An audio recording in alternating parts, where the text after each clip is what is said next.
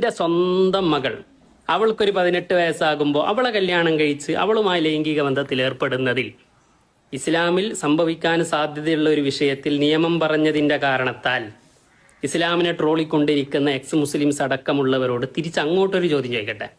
ഇത് വ്യഭിചാരത്തിലൂടെ ഉണ്ടായ കുട്ടിയാണ്. നേരിട്ട് കാണാനോ അനുഭവിക്കാനോ കൂടുതൽ ബന്ധപ്പെടാനോ ഒന്നും സാധ്യതയില്ലാത്തൊരു കുട്ടി. എന്നാൽ നിന്റെ സ്വന്തം മകൾ നീ ചെറിയ പ്രായം തൊട്ട് വളർത്തി വലുതാക്കി വേണ്ടതെല്ലാം കൊടുത്ത് സ്നേഹത്തോടുകൂടി വളർത്തിയ മകൾ അവൾക്കൊരു 18 വയസ്സാകുമ്പോൾ അവളെ കല്യാണം കഴിച്ച് അവളുമായി ലൈംഗിക ബന്ധത്തിൽ ഏർപ്പെടുന്നതിൽ നിന്റെ മതത്തിലോ അല്ലെങ്കിൽ നീ വിശ്വസിക്കുന്ന പ്രത്യയശാസ്ത്രത്തിലോ എന്താണ് വിലക്ക്? വിലക്കുണ്ടോ?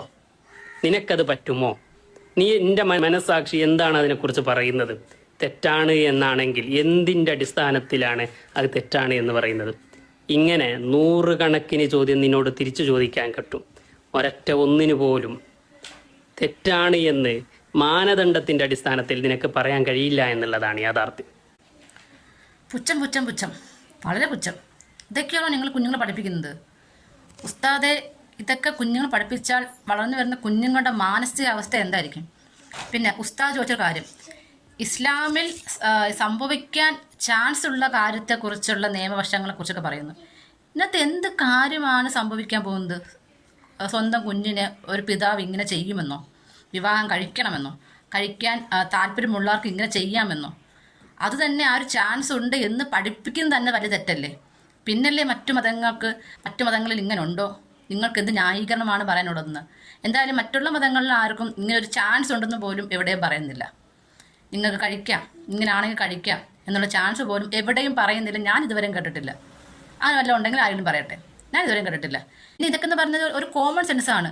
നമ്മുടെ സമൂഹം ഒരുപാട് മാറ്റങ്ങളിലൂടെയാണ് വന്നുകൊണ്ടിരിക്കുന്നത്. പണ്ട് കാലത്ത് ഉണ്ടായിരുന്ന പല മാറ്റങ്ങളിൽ നിന്നും മാറി നമ്മുടെ സമൂഹത്തിന്, മനുഷ്യർക്ക് ജീവിക്കാനുള്ള ഏതൊക്കെ സാഹചര്യങ്ങൾ ഉണ്ടാക്കാൻ നമ്മൾ ശ്രമിക്കുന്നു.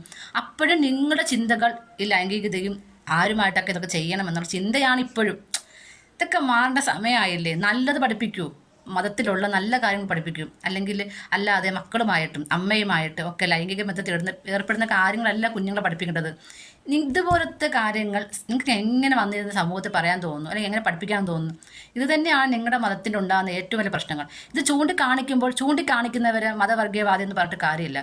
ഇതുപോലുള്ള ആളുകളെ ഇസ്ലാം മതത്തിലുള്ളവർ മാറ്റി നിർത്തിയില്ലെങ്കിൽ നിങ്ങളുടെ മതത്തിനും നിങ്ങൾക്കും തന്നെയാണ് ഇതിനുള്ള മോശം ഉണ്ടാകുന്നത്. മനസ്സിലായോ?